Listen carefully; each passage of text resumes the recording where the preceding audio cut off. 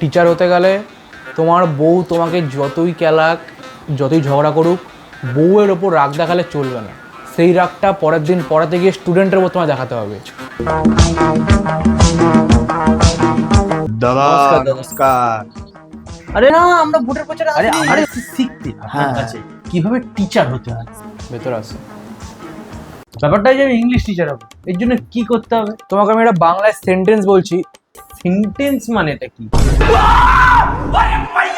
বাংলায় আমি একটা শব্দ বলছি, সেটাকে ইংলিশে অনুবাদ করতে হবে, বুঝেছো? ও আচ্ছা আচ্ছা আচ্ছা, আমাকে এখানে ছেড়ে আসো, এটা ইংলিশে বলো। ডিলিট মি দেয়ার। আর আমি ম্যাথ টিচার হবো, এর জন্য কি করতে হবে? বলো 2+2 কত হয় বলো। কেন স্যার 22? লাস্ট পরীক্ষা কত পেয়েছিলাম অঙ্কে? 1 নাম্বার পেয়েছিলাম।